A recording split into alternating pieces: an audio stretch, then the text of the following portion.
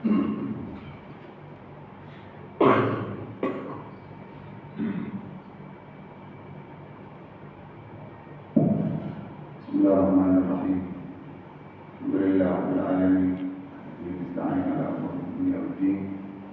Wassalatu wassalamu ala sayyidil mursalin wa ala alihi wa sahbihi wa sallam. Tabi'ina bi ihsan ila yaumil Subhanaka la ilma lana illa ma 'allamtana innaka antal alimul hakim. Rabbi shrah li sadri wa yassir li amri. Wahlul 'uqdatam min lisani yafqahu qawli. Amin.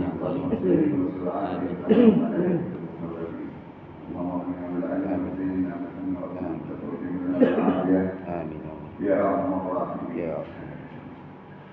yang terhormat dan yang sama-sama kami hormati, khususnya orang tua kami, Sayyid Muhammad Amin bin Abdurrahman Al-Idrus, dan semua para paman-paman kami dan para sepupu dan orang-orang tua kami, khususnya dari kalangan keluarga Al-Idrus dan keluarga Habaib pada umumnya.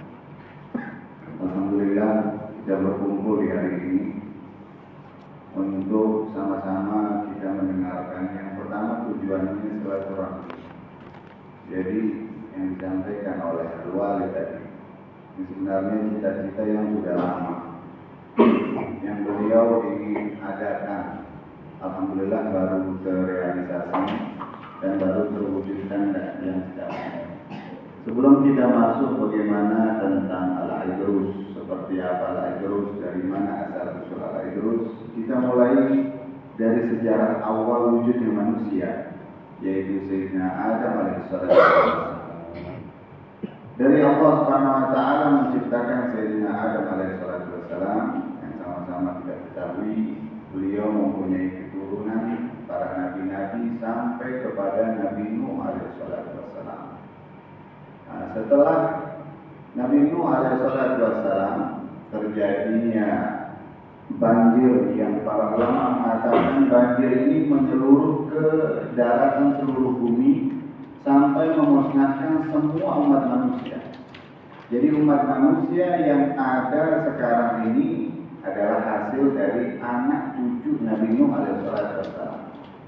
Anak Nabi Nuh ada 4 orang, yaitu Syam. Yang pertama Kan'an, yang sama-sama kita ketahui adalah seorang yang durhaka yang tidak mau ikut bersama Nabi Nuh alaihissalam. Yang ini sebagian para habaib juga ataupun para ulama sering mencontohkan, walaupun abahnya Nabi, walaupun abahnya orang soleh, tapi kalau anaknya membangkang, kalau tidak mau ikut jalan para orang tuanya, maka mereka tidak akan digolongkan sebagaimana cerita Kan'an putranya Nabi Nuh alaihissalam. Lalu yang kedua putranya Nabi Nuh yaitu adalah Syam. Syam ini adalah yang menurunkan keluarga Arab, dan Ham dan yang menurunkan keluarga ataupun golongan-golongan Afrika, Mesir dan India. Adapun Yafith yang keempat adalah anak-anak beliau yang menurunkan kaum dari kulit putih. Dari keturunan Syam, barulah keturun yaitu Nabi Ismail alaihissalam. Nabi Ibrahim sebelumnya yaitu ayah Nabi Ismail. Nabi Ibrahim memiliki 2 putra yaitu Nabi Ismail dan Nabi Ishak. Nabi Ismail itu adalah kakeknya Nabi alaihissalam. Lalu Nabi Ibrahim, Nabi Ishak adalah kakek daripada kaum Bani Israel. Lalu dari mana munculnya Arab? Dari mereka para manusia ini terbagi menjadi 2 orang. Ada Arab, ada Ajam. Arab sebenarnya di awalnya ada 3. Arab Aribah ataupun yang pertama namanya Arab Arubah ataupun Arab Ba'idah. Mereka ini golongan pertama. Disebut Arab Ba'idah karena mereka sudah musnah, sudah punah. Siapa mereka di golongan Nabi Hud alaihissalam, para nabi-nabi yang terdahulu yang tidak mempunyai keturunan lagi. Mereka Arab awal terdahulu, sudah tidak ada lagi keturunan mereka. Lalu yang kedua yaitu Arab Arubah. Arab Arubah ini dari kalangan Gahtan. yaitu mereka yang berketurunan di Yaman. Lalu yang ketiga, ini adalah Arab Musta'arabah. Arab Musta'arabah menjadi Arab. Asalnya bukan Arab. Menjadi Arab karena berkumpul bersama Arab dan orang mengatakan akhirnya dia digolongkan menjadi kaum Arab. Nah, inilah yang dari Sayyidina Ismail alaihissalam. Sayyidina Ismail alaihissalam lalu menurunkan Nabi kita Muhammad sallallahu alaihi wasallam. Oleh sebab itu disebutkan di dalam hadis, Inna Allah astafa Kinana min waladi Ismail, wastafa Quraisyan min Kinana, wastafa Bani Hashim min Quraisy. Sesungguhnya Allah Subhanahu wa taala menyaring putra-putranya Nabi Ismail, artinya memilih putra-putranya Nabi Ismail yaitu kaum Bani Kinana. Dan dari kaum Bani Kinana itu Allah Subhanahu wa taala memilih kaum Quraisy. Dan dari kaum Quraisy Allah Subhanahu wa taala memilih Banu Hashim. Dan wastafa min Bani Hashim, wastafa min Bani Hashim. Lalu Rasulullah mengatakan, dan aku dipilih oleh Allah Subhanahu wa taala dari Bani Hashim, dipilih oleh Allah Subhanahu wa taala adalah keturunanku. Fa ana sayyidu waladi Adam wala fakhr. Aku adalah ketua pemimpin daripada anak cucunya Nabi Adam, tapi aku tidak sombong, kata Nabi Muhammad sallallahu alaihi wasallam. Lalu setelah itu, setelah keturunannya Nabi Ismail alaihissalam sampai kepada Nabi Muhammad alaihissalam yang beliau adalah keturunan dari Quraisy. Keturunan dari Quraisy ini mereka ada 12 kabilah. Ada Banu Hashim, Banu Abdi Manaf, dan Banu Abdul Kilab, dan yang lain sebagainya. Mereka ada 12 kelompok. Lalu turunlah Nabi kita Muhammad sallallahu alaihi wasallam. Dari Nabi Muhammad sallallahu alaihi wasallam, lalu keturunannya yang tersebar di dunia ini, dari mereka, dari anak-anaknya putranya Nabi, putra-putranya Nabi Muhammad sallallahu alaihi wasallam dan putri Nabi Muhammad sallallahu alaihi wasallam yang mempunyai keturunan yaitu dari Sayyidina Hasan dan Sayyidina Husain. Sayyidina Hasan yang keturunan beliau yang dinamakan sekarang adalah Al-Hasani, dan keturunan Sayyidina Husain yang dijuluki oleh Al-Husaini.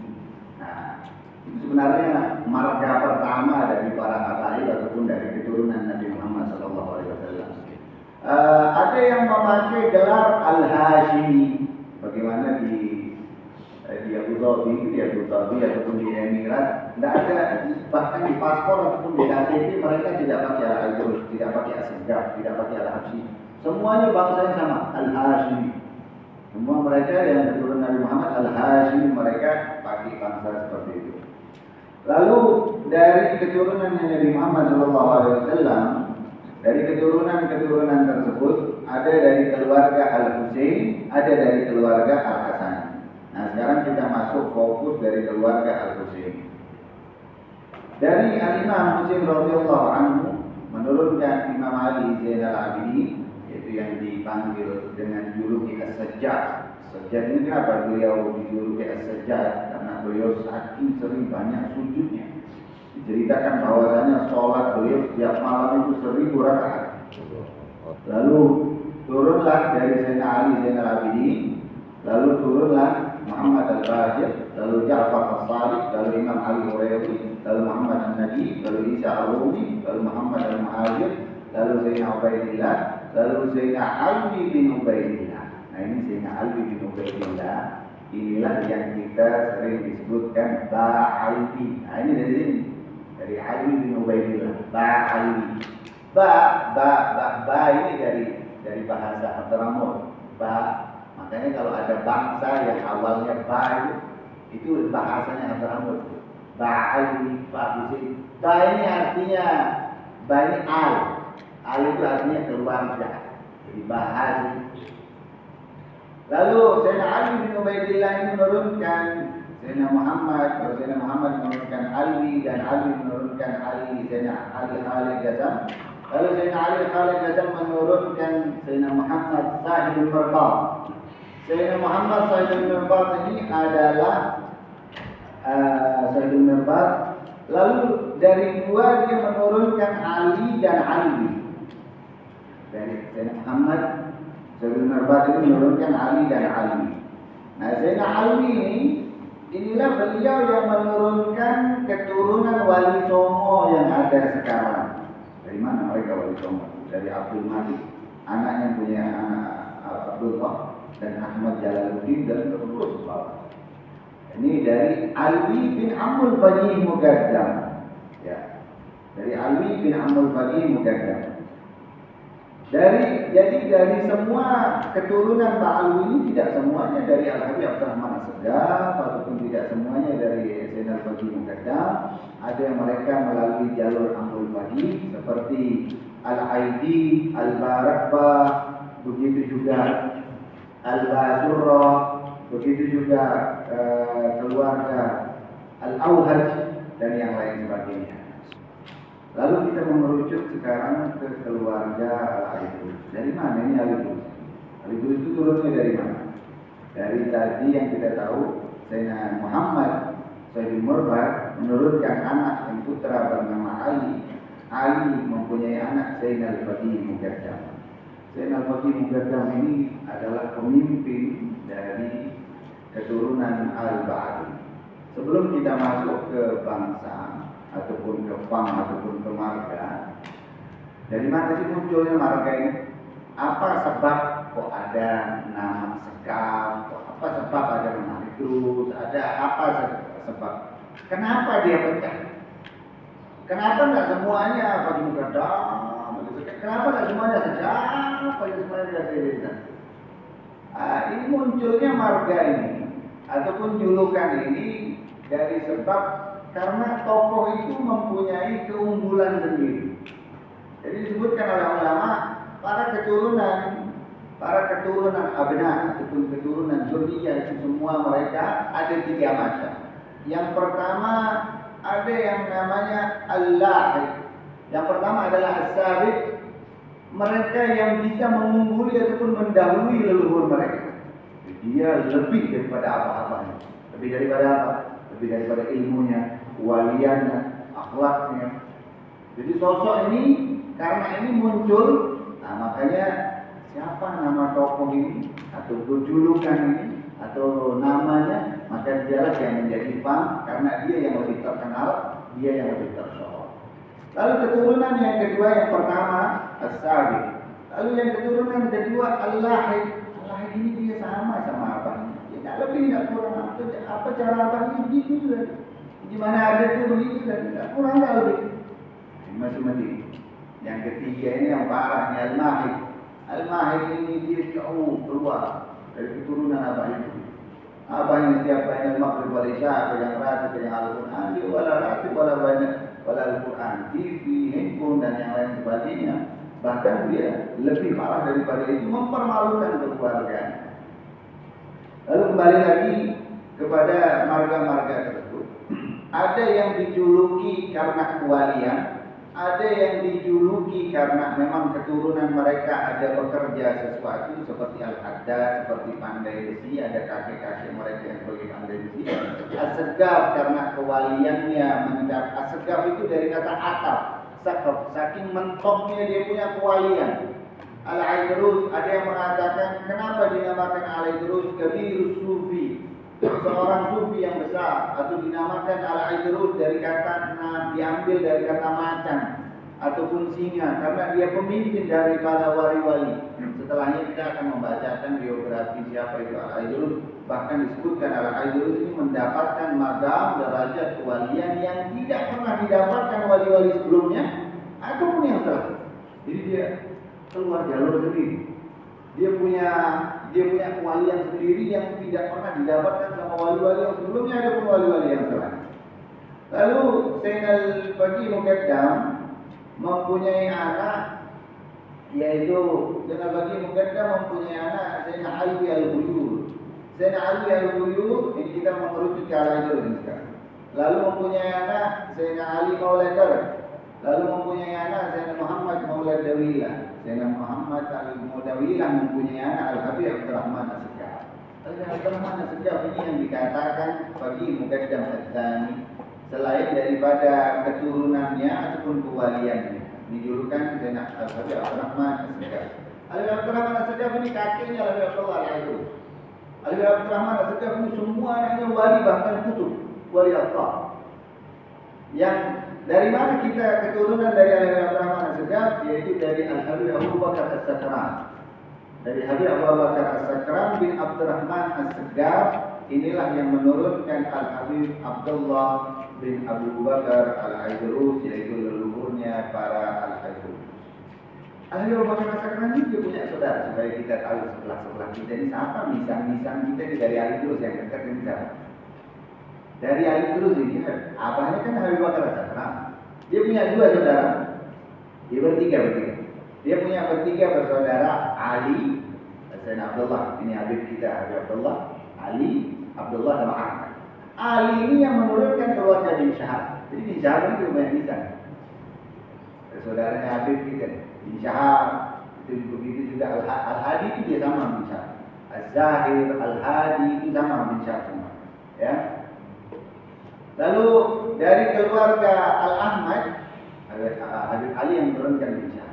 Habib Abdullah yang Ali itu. Habib Ahmad ini yang menurunkan Al-Musawa, ini yang menurunkan bin Gutban. Keluarga bin Gutban dari As-Segaf, inilah dari keluarga kita dari sebelah sana. Lebih fokus lagi, lebih mengerucut lagi ke Al-Aidrus. Habib Abdullah Al-Aidrus punya 4 anak. Ada yang bilang 5 yang meninggal, Habib Muhammad meninggal kecil. Yang pertama Habib Syekh. Habib Syekh ini yang menurunkan keluarga Al-Aidrus, Al-Bin Syekh sama Al-Salatiyah. Ini keluarga Al-Habib Syekh. Lalu yang paling besar sebenarnya Habib Bakar Adni. Habib Bakar Adni ini dia tidak punya keturunan ya. Dia tidak punya keturunan. Habib Bakar Adni ini dia anak yang pertama dari Al-Habib Abu Bakar Al-Aidrus, yaitu Habib Bakar Adni. Lalu Al-Habib Syekh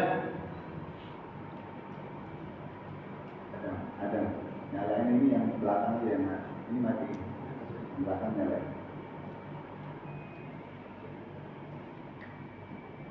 Lalu lalu yang selanjutnya Al-Habib Alwi yang menurunkan keluarga Al-Bor. Ini apa? Bor. Jadi keluarganya disebut Al-Bin Syekh. Kenapa disebut Al-Bin Syekh? Habibnya dari anaknya Abdullah Al-Aidrus ini yang terkenal yaitu keluarga Al-Habib Syekh bin Abdullah bin Syekh. Ini Habib Syekh Abdullah bin Syekh bin Abdullah ini, beliau terkenal satu dengan kealimannya, satu dengan kedermawanannya. Bahkan beliau mengatakan kepada saudaranya, biar saya yang keluar ke India untuk mencari rezeki untuk semua ahli dari. Siapapun nanti yang mau menikah ataupun yang menuntut ilmu ataupun yang membutuhkan keperluan, maka datanglah ke rumah saya. Ini keluarga Al-Bin Syekh.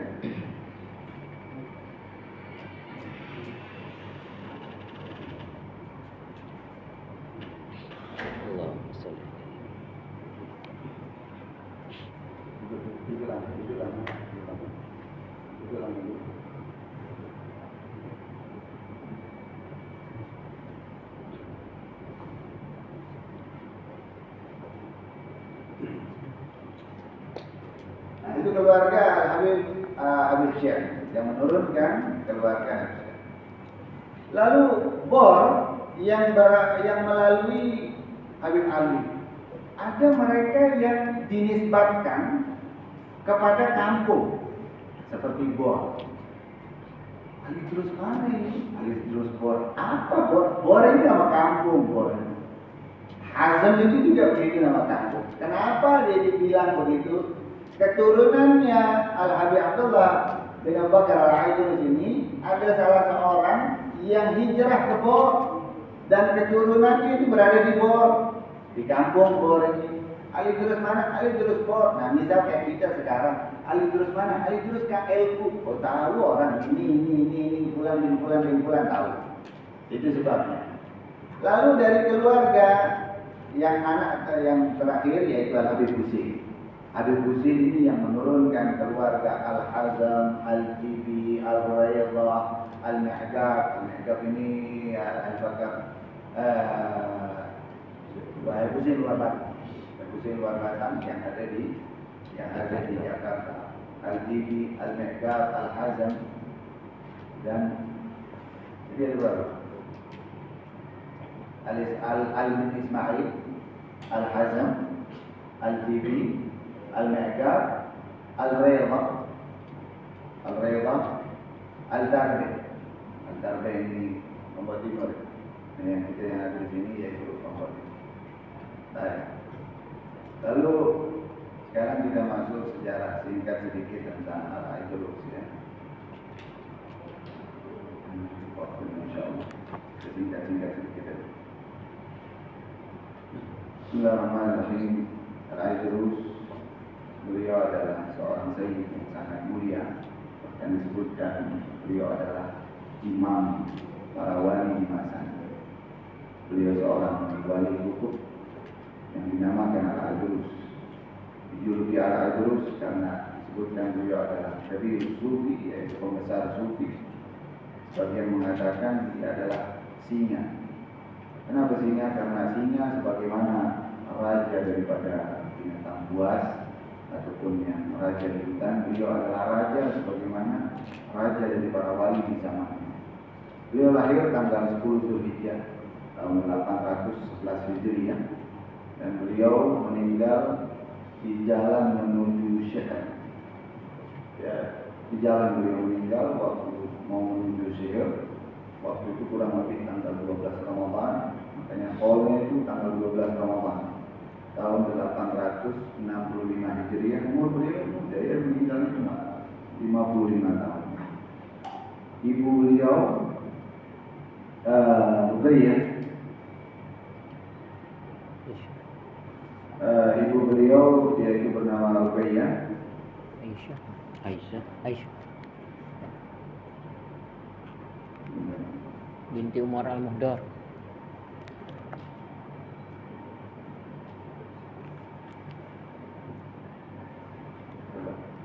Aisyah binti Umar Al-Muhdar. Siapa itu? Ibunya. Bukan ibunya. Istrinya. Istrinya. Oh ya. Iya. Oke. Istrinya bukan ibu.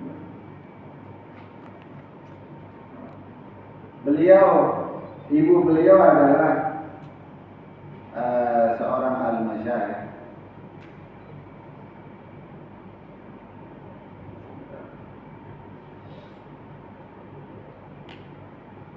Kita lanjutkan masalah itu. Anak-anak beliau yaitu Al-Habib Husin ini. Habib Husin itu mempunyai ibu dari keluarga al-masyayikh. Begitu juga istri beliau dari Buhayyah, dia mempunyai dari keluarga Al-Bahar. Artinya di dalam ini istri beliau cuma satu dari keluarga Syarifah, yaitu Sayyidah Aisyah binti Umar Mukhtar. Dari Syarifah, dari ibu beliau namanya Maryam binti Al-Rashid. Nama apa ya ibu beliau? Barashi. Ibu beliau Barashi dari keluarga Barashi. Ibu beliau masyayikh. Istri-istri beliau semuanya yang mempunyai keturunan sekarang dari keluarga al-masyayikh. Artinya dari sini kita melihat para keluarga habaib terdahulu, mereka ada yang menikah dengan akhwal, mereka ada yang menikah dengan para masyayikh, ada mereka menikah dengan para habaib sendiri. Artinya tidak membanggakan harus sesama al-Aidrus, harus sesama al-masyayikh ataupun sesama sayyid yang lainnya, tapi mereka yang dilihat keturunan. Bahkan mertua beliau yaitu Syekh Barasyid ini dikatakan oleh para ulama dan para wali di zamannya, jika engkau mau melihat penduduk surga, lihat mertuanya Al-Abdullah. Saking beliau akhlaknya, saking beliau beradabnya, Lalu ketika Al-Habib Abdullah Al-Idrus meninggal, ketika ibunya yang bernama Maryam binti Ahmad Barashi. Lalu ketika kakek beliau meninggal, Al-Habib Abdurrahman As-Saggaf meninggal. Jadi ibu beliau Maryam binti Ahmad Barashi. Kakek beliau Al-Habib Abdurrahman As-Saggaf, waktu kakek beliau meninggal itu umurnya 8 tahun. Dan setelah itu diasuh oleh pamannya, yaitu Sayyidina Umar Mukhtar. Sayyidina Umar Mukhtar ini pamannya sekaligus mertuanya. Adalah Abdullah Al-Idrus, yang kawin nanti sama anaknya, yaitu Hababah Aisyah. Adapun pendidikan beliau mengambil guru fikih bersama Syekh Sa'ad bin Ubaidillah, Syekh Baharwa, Syekh Bagusir dan lain sebagainya. Membaca kitab Tanbih, kitab An-Nawawi, kitab Khalas Al-Ghazali. Yang insya Allah anak habaib sekarang nggak tahu nama kitab-kitab ini, apalagi mempelajari kitab. Nama kitabnya aja nggak tahu, apalagi apa isi kitab ini. Yaitu Syirazi, dari kitab Tanbih Asy-Syirazi. Ini kitab Tanbih Asy-Syirazi ini hampir semua para habaib ulama menggemari kitab ini. Kitab Minhaj An-Nawawi, Al-Habib Abu Bakar, Syekh Bakar bin Salim menghatami 4 kali, bahkan sampai menghafalnya dari kitab Minhaj An-Nawawi. Kitab Khalas Imam Ghazali, ini Al-Habib Abdullah Al-Idrus sangat mencintai, khususnya kitab Ihya Ulumuddin. Kalau kitab Ihya Ulumuddin ini semua dari golongan habaib, dari Al-Haddad, As-Suddar, Syekh Abu Bakar sangat mencintai kitab Ihya Ulumuddin, khususnya Al-Habib Abdullah bin Abu Bakar Al-Idrus. Sampai beliau mempunyai satu buku khusus untuk mengarang, memuji bagaimana isi daripada Ihya Ulumuddin. Bahkan Imam Nawawi mengatakan jika semua kitab yang di dunia ini hilang, tidak ada lagi, dimusnahkan, hilang, tenggelam ataupun hancur, Imam Nawawi mengatakan aku bisa mengembalikannya lagi. Cukup jika ada Ihya Ulumuddin. Ini saking alimnya Imam Al-Ghazali. Beliau belajar tasawuf yang pertama ya pasti sama paman ya, karena pamannya adalah terakhir daripada Naqib Sa'adah. Naqib Sa'adah dulu seperti sekarang kita ketua Rabithah, tapi betul-betul dulu itu Naqib Sa'adah ketua Rabithahnya itu zahir dan batin, artinya dari keilmuan dan kewalian, dan mereka benar-benar disegani dan benar-benar diikuti dan dipilih, benar-benar dipilih. Yang diturunkan setelahnya kepada Al-Habib Abdullah bin Abu Bakar Al-Idrus.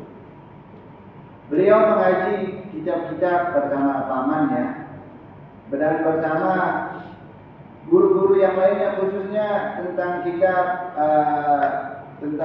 Ihya Ulumuddin, dan mengulangnya sampai berkali-kali.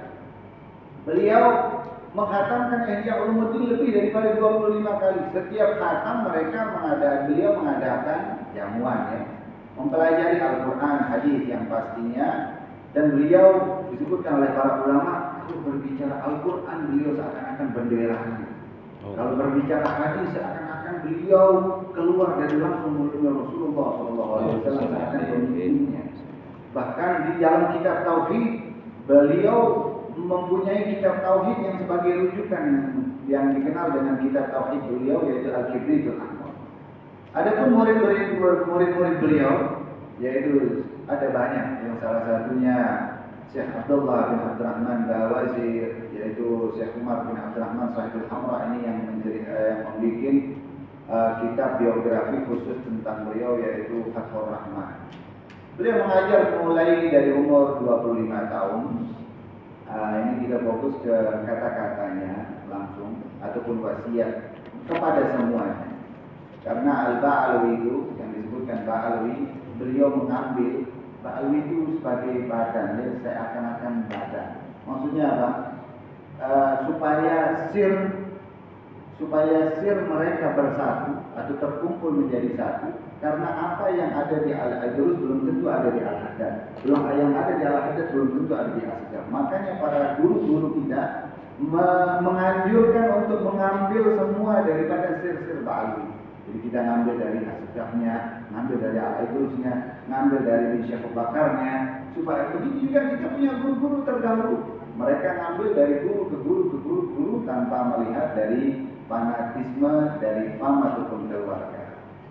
Kata-kata beliau yang pertama yaitu tidak ada perbedaan di depanku, mau aku dipuji ataupun dihina, lapar ataupun kenyang, pakaian mewah ataupun pakaian mewah. Bahkan beliau mengatakan, aku tidak pernah melihat diriku lebih mulia dari siapapun saja makhluk Allah, bahkan anjing sekalipun. Lalu beliau mengatakan, sejak masa kecilku, hatiku tidak pernah condong selain kepada Allah Subhanahu wa Ta'ala. Terkadang beliau duduk di atas tanah ataupun bahkan di atas sampah sambil mengambil tanah dan menaburkan tanah tersebut ke kepalanya untuk menekan hawa nafsunya. Artinya supaya dia mengingat kita ini kembali ke tanah, supaya kita ini tidak sombong, supaya dia tidak merasa lebih mulia dari semua makhluk-makhluk yang lainnya. Bahkan beliau sering membantu ibunya untuk mengambil air. Beliau sangat jarang sekali makan kecuali dipaksa untuk nyenangin ibunya saja. Dan bahkan beliau terkenal dengan menjaga makanan yang halal. Saking sangat menjaga makanan beliau untuk yang halal, beliau rela misalnya musim hujan itu ada di Lombok Timur, ada hujan dia dengar di Lombok Timur ataupun Lombok Tengah. Pergi dia Lombok Timur, Lombok Tengah untuk ambil air hujan saja. Karena air hujan adalah air yang paling halal, turun dari muka bumi, dari langitnya Allah Subhanahu wa Ta'ala. Lalu perkataan beliau tentang ibadah ataupun tentang tauhid, peraslah tubuh untuk bermujahadah, untuk beribadah, bersungguh-sungguh kepada Allah sampai keluar dari saripati perasaan tersebut minyak yang murni dan jernih. Tidak dikatakan seorang hamba adalah hamba Allah kecuali dia telah bisa berbicara atas izin Allah. Tidak dikatakan seorang hamba adalah hamba Allah kecuali sampai bisa memurnikan hatinya dari semua makhluk Allah. Barang siapa yang hendak murni hubungannya dengan langsung kepada Allah, maka hendaknya dia bangun malam. Mengatur waktu adalah sumber segala sesuatu kebaikan, termasuk waktu-waktu yang sangat disukai oleh Allah antara zuhur dan asar, maghrib dan isya, pertengahan akhir malam dan subuh. Sumber segala kebaikan dan keberkahan adalah dan yang untuk menaikkan derajat adalah mengingat kuburan dan kematian. Barang siapa yang ingin mendapatkan keridhaan Allah, selalulah mengkaji kitab Ihya Ulumuddin. Kerajaan adalah meninggalkan ghibah. Kepemimpinan adalah meninggalkan fitnah. Husnul dzan adalah jalur kewalian. Selalu berzikir kepada Allah akan dibukakan segala sesuatu. Tidak berbicara adalah kebaikan. Selalulah berpikir kalian akan mendapatkan sir. Tanda dari takut adalah bersedih. Tanda dari pengharapan adalah banyak beribadah. Jagalah fardu-fardu. Selalulah berselawat kepada Nabi Muhammad SAW. Selalulah dalam kebaikan. Jangan pernah tinggalkan zikir. Hendaknya kalian memakmurkan siang dan malam hari kalian untuk introspeksi diri. Jadi ini adalah sejarah singkat dari Al-Habib Abdullah bin Abu Bakar Al-Idrus yang agar kita sebagai anak insya Allah bisa mengikuti jejak-jejak para pendahulu-pendahulu kita. Sebagaimana para habaib itu, dia mengambil dari abahnya, dan terus sampai ke Rasulullah SAW. Semua kata-kata beliau ini, beliau ambil dari abahnya sampai ke Nabi Muhammad SAW. Ini mulai sekarang ini menggeser kita sudah jauh dari adat-adat para orang-orang tua kita. Sebaliknya sebagian para syabab, anak muda, mereka silau dengan nasab. Dikatakan oleh para ulama mengatakan, laisal fata man yaqulu kana abi. Bukan seorang pemuda yang mengatakan kakek saya dulu seperti ini, abah saya dulu seperti ini, adik saya dulu seperti ini. Tapi pemuda yang sebenarnya mengatakan, anada, ini saya. Artinya ini saya itu seperti apa? Mau mengikuti, mau melanjutkan, mau menerapkan apa yang telah dijalani oleh kakek-kakek kita. Semoga insya Allah apa yang telah kita dengar dari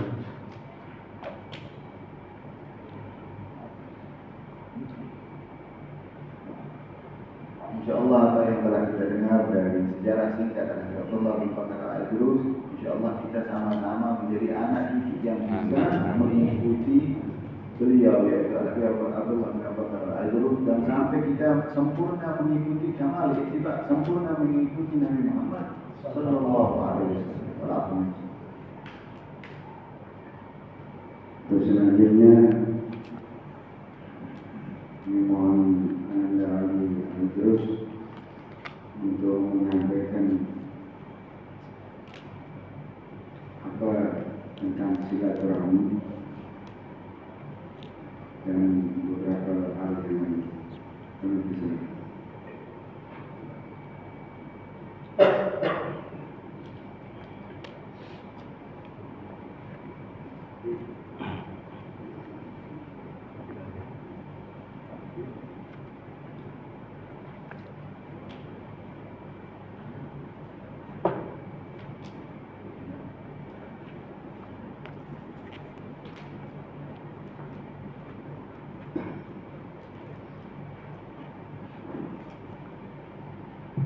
Assalamualaikum warahmatullahi wabarakatuh. Waalaikumsalam warahmatullahi wabarakatuh. Alhamdulillah. Alhamdulillah rabbil alamin.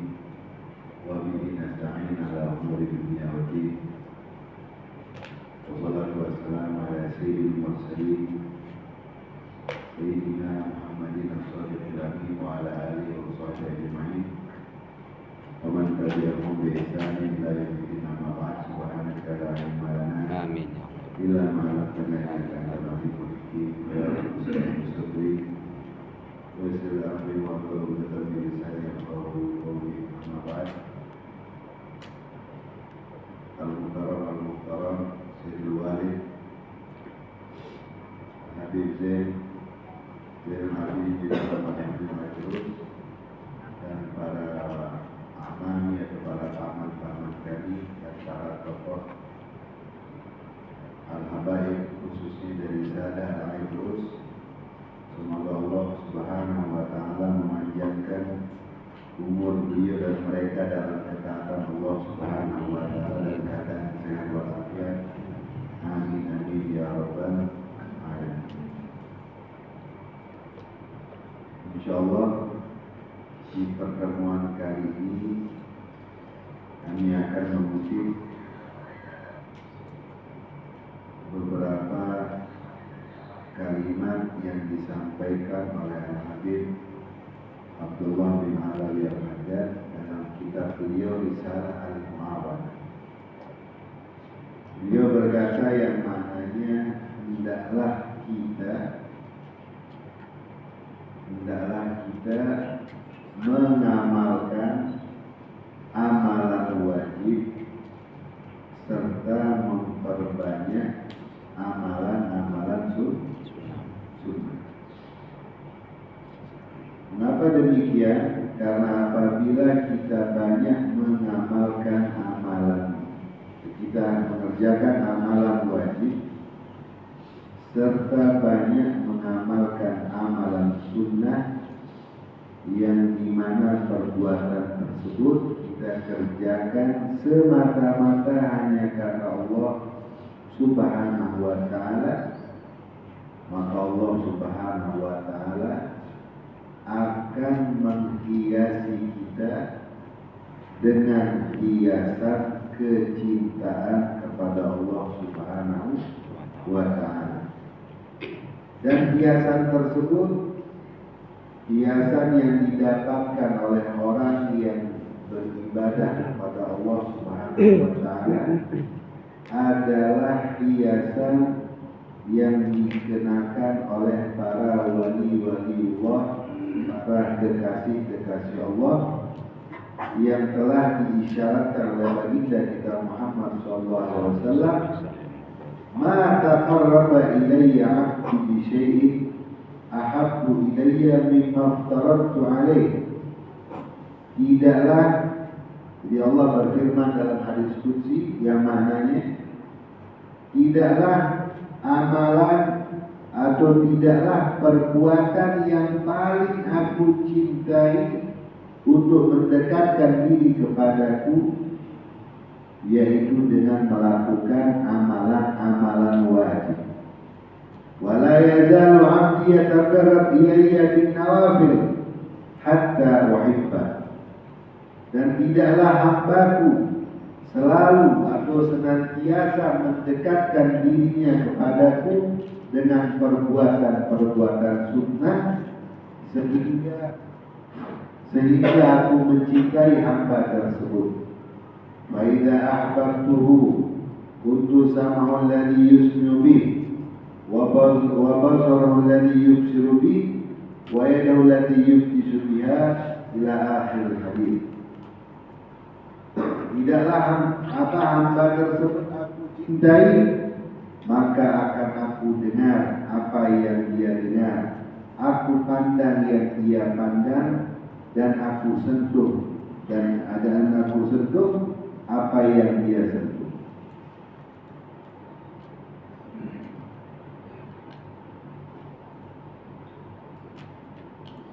Wa ana akrahu musa'atu, dan aku juga membenci atau tidak menyukai apa yang dia tidak sukai.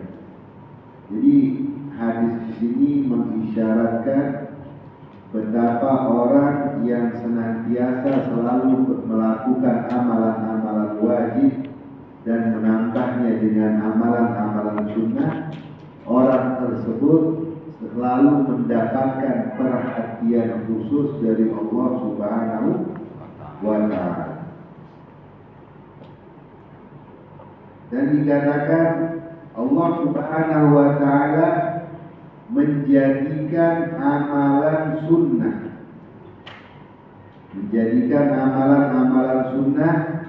sebagai penambah amalan-amalan yang wajib. Namun tambalan di sini maknanya puasa dengan puasa, sholat dengan sholat, haji atau amalan yang lain sesuai dengan amalan-amalannya. Lalu yang terakhir atau yang dikatakan di akhir pasal di sini, ketahuilah tidaklah bisa seseorang mengerjakan perbuatan wajib dan tidak pula seseorang dapat meninggalkan segala yang diharamkan oleh Allah Subhanahu wa ta'ala kecuali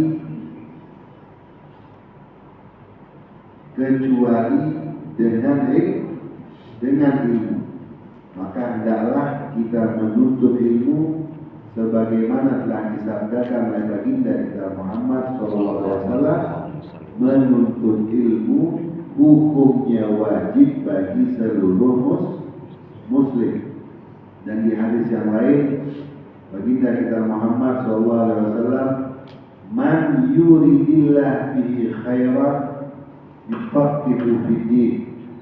Jika Allah Subhanahu wa ta'ala menginginkan hambanya menjadi baik, maka hamba tersebut akan diberi pemahaman di dalam agama. Berkata Al-Habib Abdullah bin Syahab, dapat diambil kesimpulan dari hadis ini, apabila naudzubillah Allah tidak menginginkan hambanya menjadi baik, maka hamba tersebut tidak diberi pemahaman di dalam ilmu, atau maknanya dia akan diberi kesibukan, dijauhkan dan disusahkan daripada menuntut ilmu. Namun sebagaimana Allah Subhanahu wa ta'ala berfirman, innallaha la yughayyiru ma biqaumin hatta yughayyiru ma bi anfusihim. Sungguhnya Allah Subhanahu wa ta'ala tidak akan merubah suatu kaum atau golongan kecuali diri mereka sendiri mau berubah. Ayat ini dijelaskan ada dua perubahan. Yang pertama, perubahan dalam diri seseorang tersebut, dan juga di tempat atau di sekitar orang yang mau berubah. apabila dia mau berubah menjadi baik, insya Allah Allah akan mempermudah dia menjadi baik. Lalu yang selanjutnya bersabda baginda kita Muhammad SAW, kullukum ra'in wa kullukum mas'ulun an ra'iyati. Kita semuanya ini adalah seorang pemimpin. Minimal kita akan bertanggung jawab kepada diri kita sendiri. Wa kullukum mas'ulun an ra'iyati. Dan kita semua akan dipertanggungjawabkan atas apa yang kita pimpin. Sebagaimana suami, dia akan bertanggung jawab terhadap istrinya. Seorang ayah, dia akan bertanggung jawab terhadap anak cucunya. Diceritakan dalam sebuah kisah, ada seorang anak dilaporkan oleh ayahnya kepada Sayyidina Umar bin Khattab. Ya Khalifah, wahai Khalifah atau wahai Sayyidina Umar, ketahuilah anakku ini sangat nakal. Jadi anaknya dilaporin. Jadi anak tersebut kata ayahnya dia bengek. Dia bengek. Dilaporinlah dia kepada Sayyidina Umar bin Khattab. Akhirnya apa kata anak tersebut tatkala dihadapkan oleh Sayyidina Umar bin Khattab? La tasta'jil ya Amirul Mukminin, jangan engkau terlalu cepat memberikan hukuman wahai Amirul Mukminin. Aku tahu seorang anak wajib berbakti kepada orang tuanya. Namun sebelum engkau memberi hukum kepadaku, aku ingin bertanya, apakah seorang ayah atau orang tua wajib pula berbakti kepada anaknya? Amirul Mukminin atau Sayyidina Umar pun menjawab, iya. Jadi orang tua pun wajib berbakti kepada anaknya. Apa bentuk bakti mereka kepada anak-anaknya? Sayyidina Umar berkata, yang pertama, memilih bagi anak tersebut ibu yang solehah. Jadi kalau kita ingin mendapatkan anak keturunan yang soleh dan solehah, harus kita itu memiliki pasangan yang soleh, yang solehah. Sebagaimana sabda baginda kita Muhammad SAW, tahayyaru lidutafikum, pilihlah di mana kalian nanti akan meletakkan benih-benih kalian. Jadi diibaratkan pasangan itu bagaikan kebun atau bagaikan sawah. Disuruh kita pilih, taruh benih itu di tempat yang subur. Fa'innal irqa dasas, karena sesungguhnya al-irik atau DNA mungkin bahasa sekarangnya dasas, yaitu memiliki peran atau dia ada pengaruh. Dan hal ini salah satunya kami atau Al-Faqir mengalami kejadian itu sendiri, kami lihat langsung. Tatkala lahir putra kami yang pertama yaitu Hasan yang di depan ini, dia lahir tidak sampai 1 jam atau tidak sampai setengah jam, begitu dia lahir Al-Faqir atau anak berangkat umroh. Pulang-pulang setelah 2 minggu, setelah 2 minggu pulang umroh, melihat dia tertidur sama gaya tidurnya kayak, padahal belum pernah ada CP, dia sendiri cara tidur belum pernah, tapi gaya tidurnya bisa diikuti. Karena kalau tidur sering nengkuk tangan. Akhirnya malam itu juga langsung nelfon Pas doain ya cucu abah yang namanya Hasan, jangan dinakal kayak abahnya dulu. Doain dia menjadi anak yang masya Allah. Ala kulli hal, disuruh kita pilih istri yang solehah karena nanti DNA atau gen dari orang tua tersebut pasti berpengaruh kepada anak keturunan.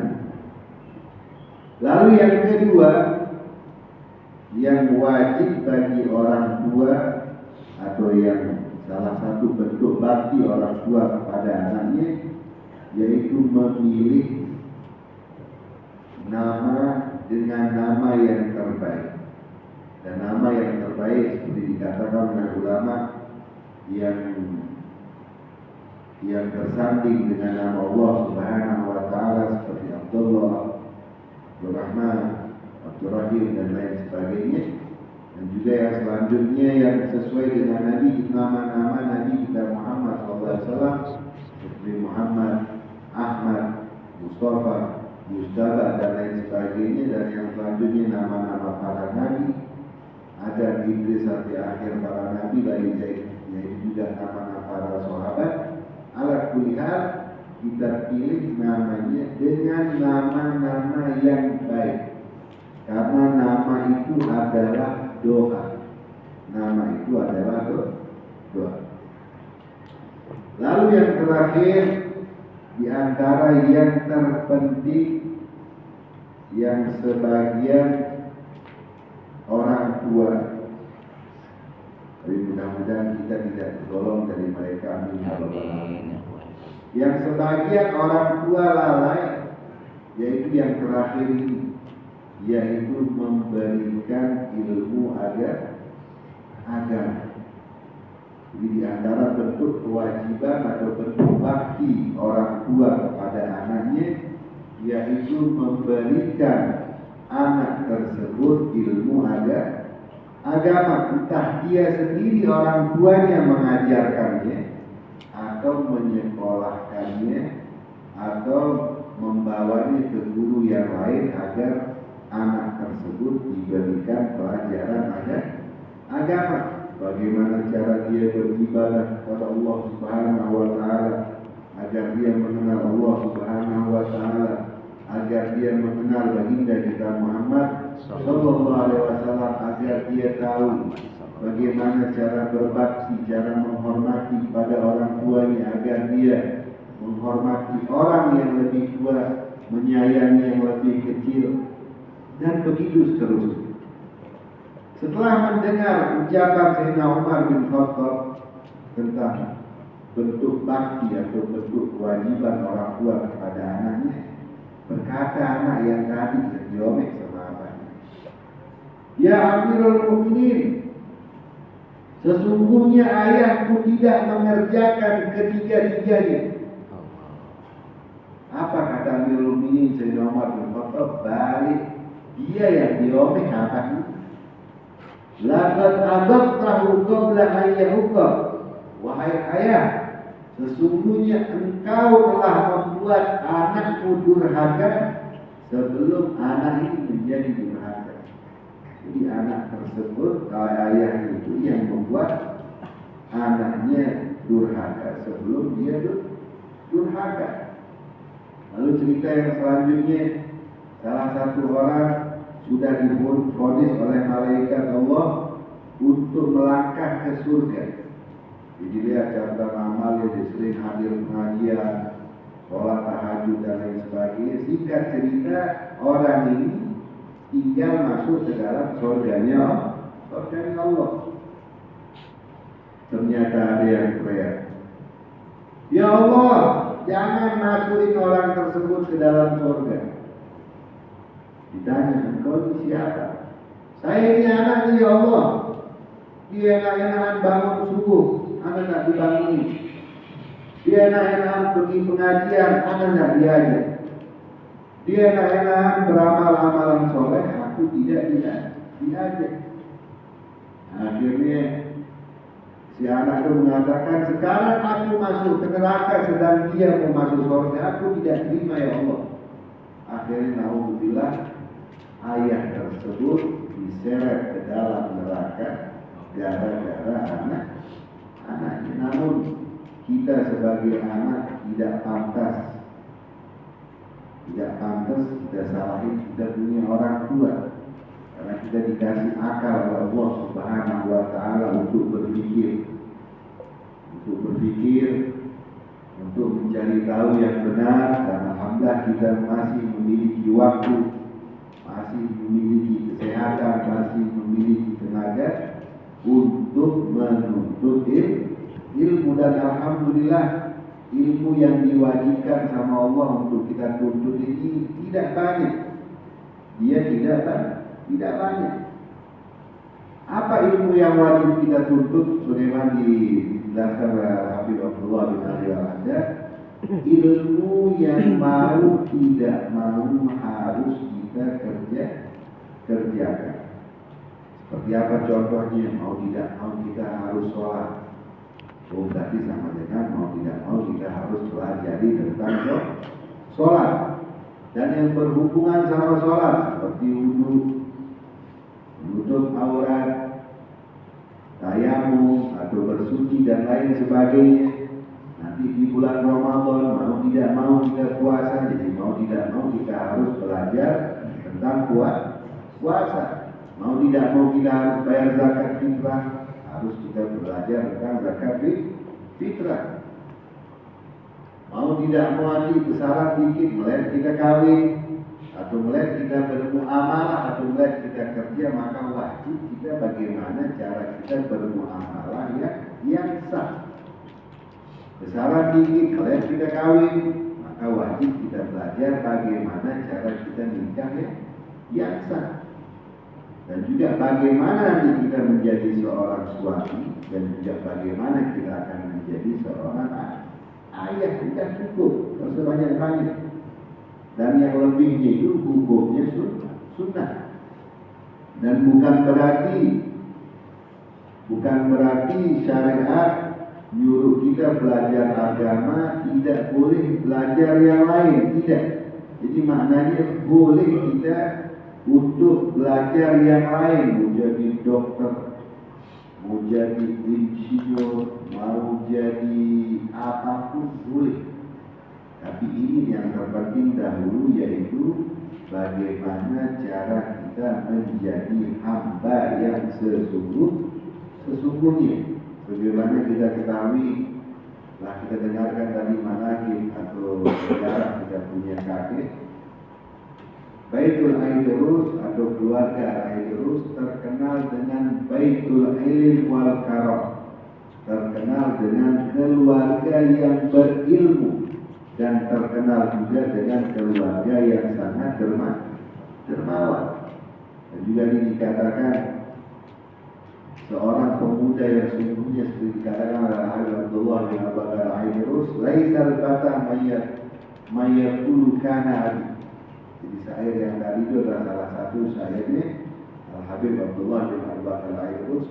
Bukanlah seseorang yang cuma bisa mengagungkan atau memuji kakek-kakeknya atau leluhurnya, namun pemuda yang sesungguhnya dia bisa membuktikan diri bahwa dia buktiin bahwa dirinya itu bisa juga mengikuti kakeknya.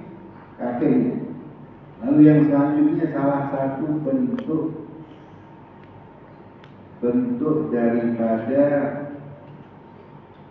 pemimpin atau bentuk daripada tanggung jawab seorang pemimpin, yaitu kita wajib memberi makan atau memberi nafkah anak dan istri kita dari hasil yang halal, yang halal.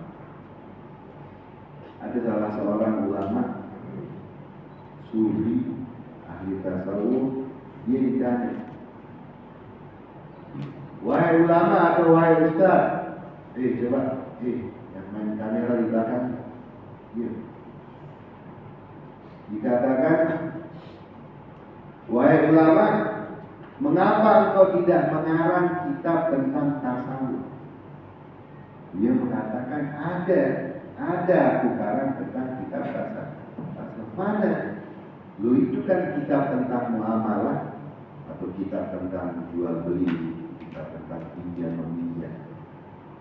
Lu kenapa kitab muamalah dibilang kitab tasawuf? Iya, karena kalau sudah benar cara kita bermuamalah, maka hasil yang kita dapatkan, yang kita makan itu akan menjadi bersih. Maka mau tidak mau, hasil dari yang kita dapatkan itu menjadi bersih. Sebagaimana disabdakan oleh baginda kita Muhammad SAW, man akalal halal ata'at jawarihahu sya'amabah.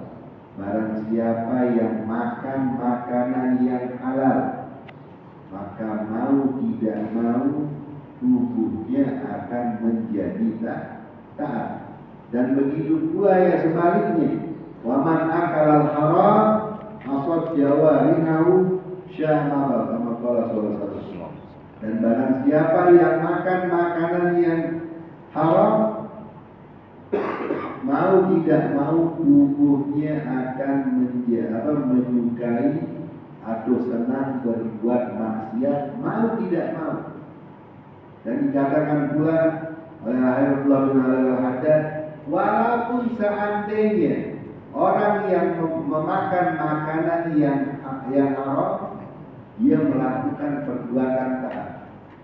Dia sholat sampai jidatnya jidat, puasa sampai kurus kering, sholat sampai bengkak kakinya dan lain sebagainya, ngaji sampai weweh misalnya, tetap dia tidak akan diterima oleh Allah Subhanahu wa ta'ala. Karena Allah Subhanahu wa ta'ala, inna Allah ta'ala thayyibun la yaqbalu illa thayyiban. Allah Subhanahu wa ta'ala maha baik dan tidak akan menerima kecuali yang baik-baik. Katakan dalam sebuah hadis yang maknanya, apabila orang memberi pakaian, dia memberi sebuah pakaian. Anggaplah pakaian itu kita katakan harganya 50.000. Sarung misalnya. Berapa harga sarung? 50.000. 49.000 dari uang yang haram. Namun yang 1.000 rupiah dari barang subhat, nemu di jalan misalnya. Nemu di jalan atau hasil riba atau hasil korupsi, intinya haram atau subhat. Apa yang terjadi setelah dia membeli bahan sarung ini? Dia pakai sholat 5 waktu, sholat sunnah, hadir pengajian dan lain sebagainya. Itu semua ibadah yang dia lakukan dengan sarung tersebut tidak diterima oleh Allah Subhanahu wa ta'ala. Jadi bayangin, kain yang cuma nempel di atas daging ini, gara-gara dia kita tidak diterima oleh Allah Subhanahu wa ta'ala. Lalu bagaimana makanan, minuman yang menjadi darah, yang menjadi daging, bagaimana doa kita, bagaimana amalan kita mau diterima oleh Allah Subhanahu wa ta'ala. Alhamdulillah ajaran kakek-kakek kita merasa cukup dari yang ada daripada yang untuk sibuk mencari yang lebih. Dan perkataan ini bukan melarang kita untuk menjadi kaya, tidak. Muslim yang kaya, yang bersyukur lebih afdol tetap daripada Muslim yang miskin yang bersyukur. Namun tetap kita disuruh cari dari barang yang halal. Makanya kita jangan tergiur sama riba, yang dimana riba itu minimal dosanya itu bagaikan orang berzina dengan orang tuanya sendiri. Bahkan dikatakan orang yang berbuat riba, dia sama dengan telah mengumandangkan perang kepada Allah Subhanahu wa ta'ala. Dan dikatakan oleh ulama, aku heran, aku bingung dengan sebagian orang, dia memboikot atau dia tidak suka dengan orang Yahudi, dia ingin memerangi produk Yahudi, dia ingin memerangi orang Israel. namun dia sendiri telah mengumandangkan perang kepada Allah Subhanahu wa Ta'ala dengan apa? Dengan berbuat riba. Ini mudah-mudahan yang sedikit ini ada keberkahannya. Hal yang terakhir kami ingin sampaikan bagi kita anak-anak muda, ayo kita lebih mengenal kita punya kakek-kakek kita dengan mempelajari biografi mereka, dengan kita pelajari apa saja yang wajib harus kita ketahui. Lalu juga kepada orang-orang tua kita, ayo tidak ada kata telat, ayo kita belajar ngaji. Malu kita ini udah apa namanya, udah tua, ada yang tak bisa ngaji, disuruh duduk di depan dikasih kitab maulid, pura-pura tidak bawa kacamata, padahal dia memang tidak bisa ngaji. Tidak ada kata telat, belajar caranya, ayo belajar. Jangan beralasan, oh kalau saya hadir di pengajian anak saya nanti dia malu. Tidak ada anaknya malu. Duduk, kalau tak mau belajar sama anaknya, belajar sama yang lain. Jadi belajar kita, ayo belajar ngaji yang benar, belajar baca maulid. Minimal mana yang mau tidak mau harus kita ketahui, itu harus kita tahu. Yang lebih itu bonus. Jadi salah satu kisah maksudnya tidak ada kata telat untuk belajar ini. Diceritakan ada namanya Syekh Abdul Rahman Al-Hafad. Ini dia bukan Tuan Said, orang tukang gali kuburan. Jadi pekerjaannya orang itu tukang gali kubur. Dan dia sudah berumur, baru dia mau mulai belajar. Gara-gara datang seorang ibu pesan kuburan, wahai Pak Abdul Rahman, tolong buatin saya kuburan. Datanglah si jenazah, begitu diletakin si jenazah ini, tinjau ke belah si Abdul Rahman. Tinjau ke belah, dia melihat alam lain. Dia melihat kenikmatan surga. Dia melihat kenikmatan alam kubur, cahaya, bidadari dan lain sebagainya. Tinjau ke belah, malam pingsan, bangun-bangun, jenazah sudah telah dikuburin. Lalu yang kedua, kejadian yang kedua, datang lagi ibu-ibu masang lagi kuburan. Ternyata kejadian yang sama ditaruh lagi di kuburan, lagi dia melihat alam lain. Tapi di kejadian yang kedua ini Abdul Rahman tidak dipalak. Dikejarnya ibu yang punya keluarga yang meninggal. Wahai ibu, siapa itu jenazah pertama dan jenazah kedua? Wahai bukan kali kubur, jangan bertambah lagi kesedihanku. Itu anakku yang meninggal. Tidak, tolong kasih tahu aku karena kejadiannya seperti ini dan seperti ini. Si ibu itu mengatakan, oh iya itu anakku yang pertama meninggal itu dia adalah seorang ulama. Dia menyampaikan ilmu. Dan yang anakku yang kedua, walaupun dia bukan ulama, namun dia mau membantu saudaranya. Jadi dia backing saudaranya, dia punya nafkah dan lain sebagainya. Akhirnya dia saudaranya itu lebih mudah untuk menyampaikan ilmu. Akhirnya dia mendengar begitu keutamaannya orang yang menyampaikan itu dilepas tanpahnya. Lalu dia belajar ilmu agama. Atau di dalam kita lah sini orang Indonesia, siapa yang tidak kenal Habibie? Segitu pintarnya dia bisa buat pesawat dan lain sebagainya. Singkat cerita, di umur tuanya dia menyesal tidak belajar ilmu agama. Atau poin yang ingin kami sampaikan bagi para orang tua kami, bagi para paman-paman kami, ayo ini bukan sebuah ejekan tapi sebuah motivasi. Ayo, jangan nanti kita hadir di majelis taklim dikasih buku maulid, dikasih Al-Quran, tidak bisa baca. Dan itu alasannya dia tidak mau hadir di maulid nanti, malu mau disuruh membaca. Dia harus bisa dengan mau belajar, karena dikatakan man salak ala darbi wasol, barang siapa yang mau meniti jalan pasti sampai. Ini yang mau bertanya kepada hadirin. Ada orang naik pesawat dari Bandung ke Jakarta, sampai dah kira-kira. Belum sampai dah.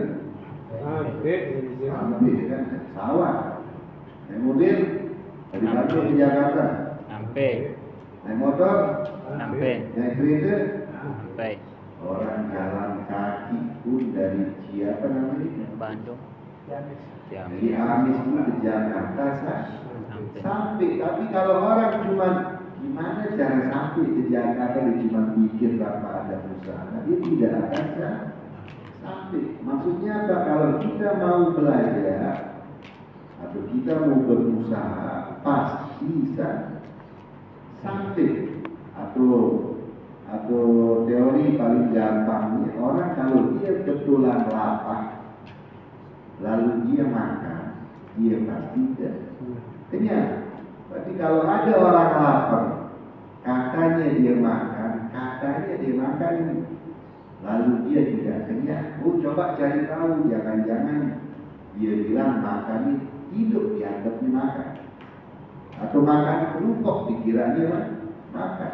Atau cuma makan 1 sendok dia dianggap makan. Harus makan sesuai porsinya, 1 piring lengkap dengan yang lain-lain, baru dia bisa kenyang. Alhamdulillah, mudah-mudahan yang sedikit ini ada keberkahannya.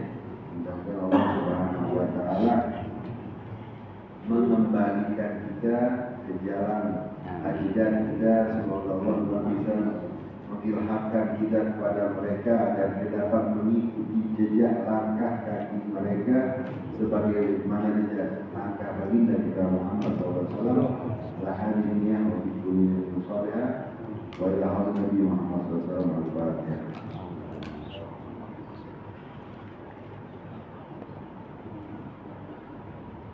Iya.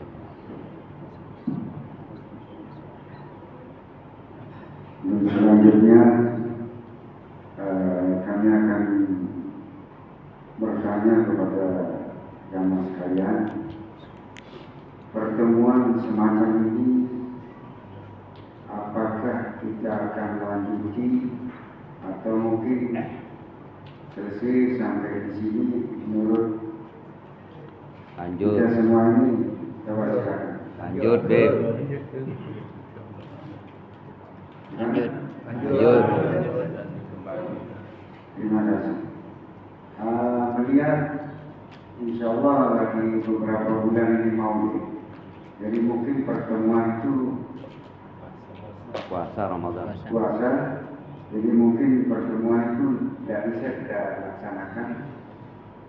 Mungkin insya Allah setelah Lebaran. Mungkin yang perlu agak cepat dikit, mungkin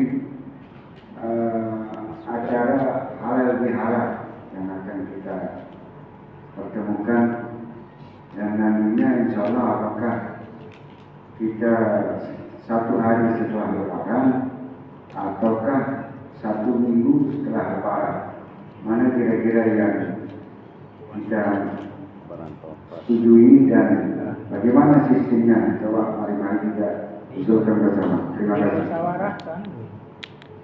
Ya, makanya mari kita usulkan masing-masing dan langsung kita putuskan. Setelah Lebaran Taufat. Setelah Lebaran Taufat.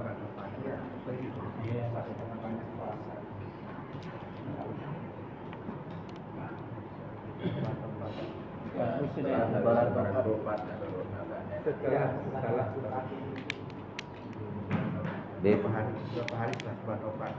Al-Fakir ada usul, Beb. Alhamdulillah, semoga pertemuan kita yang sekarang kita bisa laksanakan, antum sekeluarga sehat walafiat, Beb. Karena antum bergerak di NTB ini, alhamdulillah, Beb.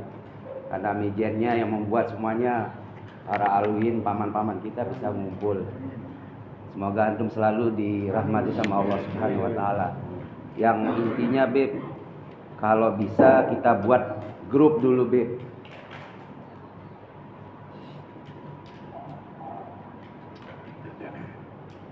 Bismillah. Jadinya kalau bisa kita buat grup dulu, karena mungkin ada para habaib yang sudah senior di sini, gitu kan. Itu kita menentukan bagaimanapun musyawarah kita ini, alhamdulillah mungkin ada terjadi kesepakatan, tapi kita buat dulu grup. Bagaimana grup itu bisa saling meng-share. Yang kedua juga saran Nana, karena namanya golongan darah, sewaktu-waktu namanya kita mari kan kita tidak tahu. Jadinya dibentuk grup itu kan nanti ada terjadi komunikasi golongan darah mana yang cocok, mungkin ada yang perlu dibantu. Kayak yang ada di grup Mbak Alwi itu kan ada butuh darah gitu kan. Mungkin ini aja yang anak bukakan dulu deh. Setelah ada sesuatu itu.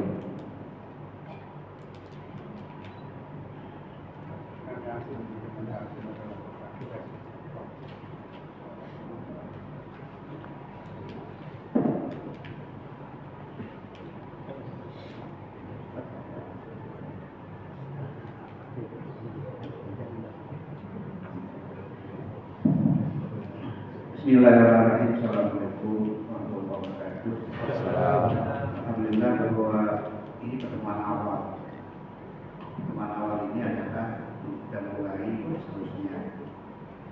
Kami lihat adalah bahwa ini betul-betul awal yang belum pernah kita lakukan.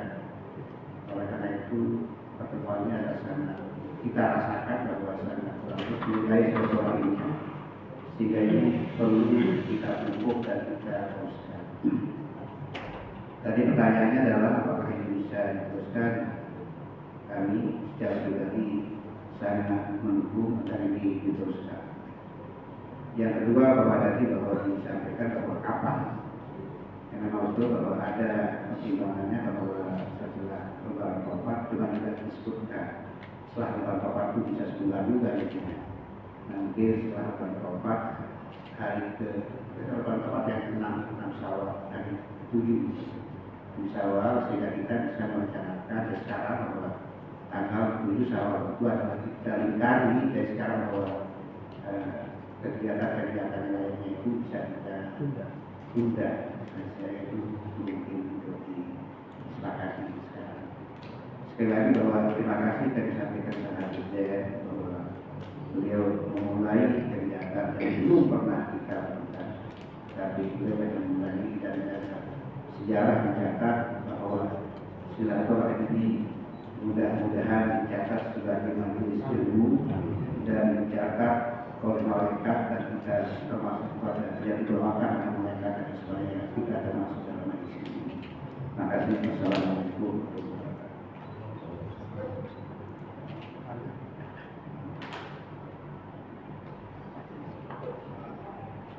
8 sawah kan, katanya habis lebaran sifat itu 8 sawah. Apa salah?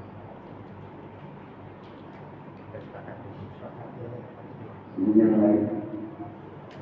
Bikin grup aja.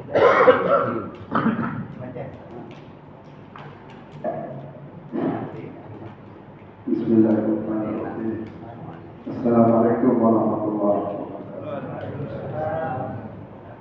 Alhamdulillah kita ucapkan bersama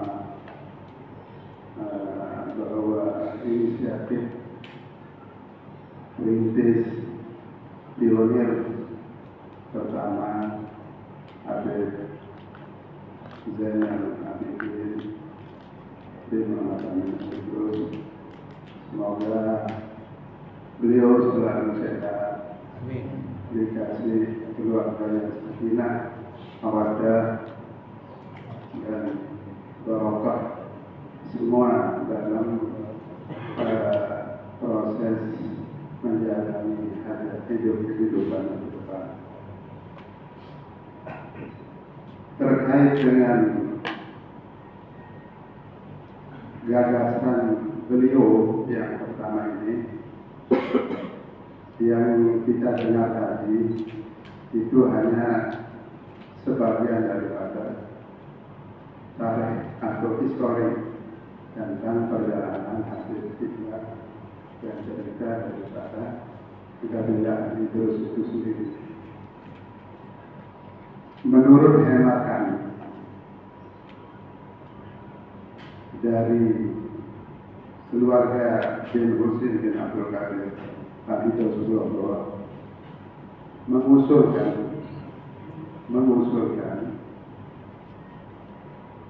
terkait dengan jadwal acara pertemuan ke depannya, apa tiap bulan, apa istilah tadi halal bihalal setelah Syawal, itu nampaknya itu pertemuan-pertemuan yang bersifat produktivitas. Nah, kita harapkan di dalam hajat Habib Zainal Abidin ini, semoga apa yang dihajarkan ini menyentuh ke arah yang lebih luas, baik dalam urusan pendidikan diniyah namanya, atau dalam bentuk urusan bagaimana caranya kita memproses hubungan kekeluargaan Al-Idrus ini supaya punya nilai yang lebih luas lagi, khususnya dalam artian untuk kita sama-sama bisa saling lebih memperhatikan atau memperdulikan diri kita bersama, baik berkaitan dengan urusan keagamaan maupun urusan-urusan yang lebih luas. Mengingat kita sekarang di sini ditinggal, kita sudah punya yayasan, yaitu yayasan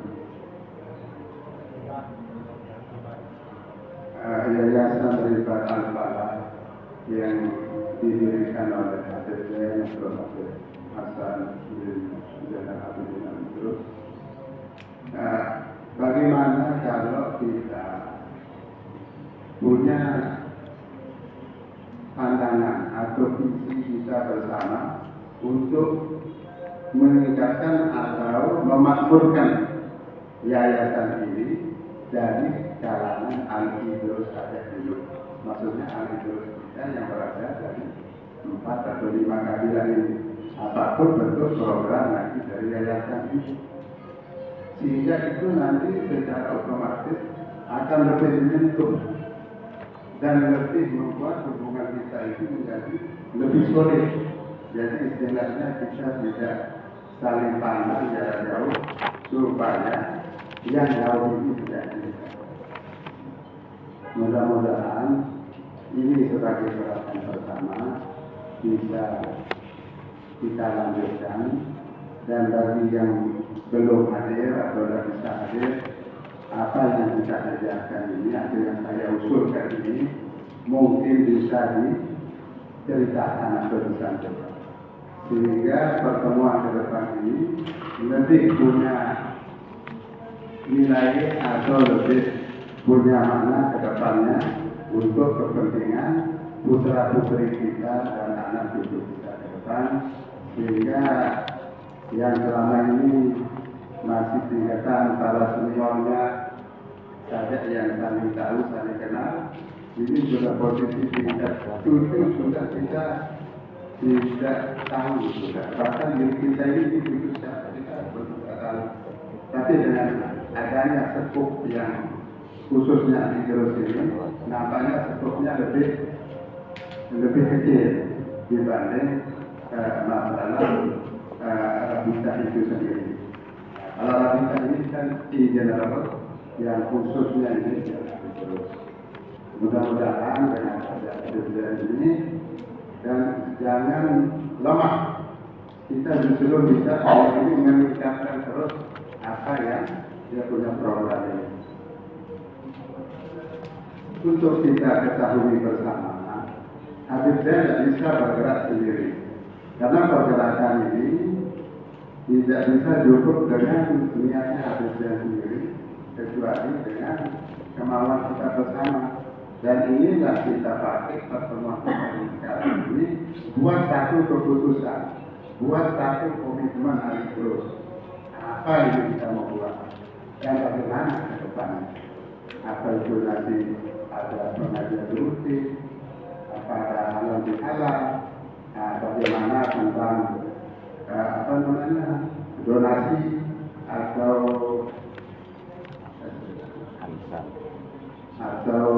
yuran atau apa untuk tetap, karena ini nanti akan berkelanjutan acara terus ini ke depannya untuk terus berkesinambungan. Mungkin kita nanti akan tetap pakai dulu di yayasan ini, karena yayasan ini sebagai embrionya tempat lahirnya pertemuan yang digagas oleh Habib Zain ini sebagai histori. Kita buat dulu, kan dua kali, tapi itu tergantung dari Habib Zain ini. Atau nanti mungkin bisa dilempar pelur atau pendapat pelur, mungkin untuk bisa mengenal Lombok Utara, kita Lombok Utara.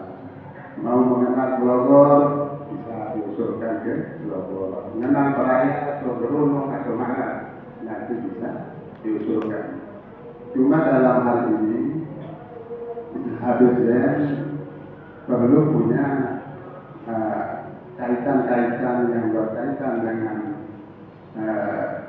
urusan pertemuan atau urusan acara, karena kita tidak bisa lepas dari biaya. Nah, biaya itu dibuat aja buat kita bersama. Ya dalam arti itu disepakati dari yang terkecil berapa, berapa. Adapun ada yang memiliki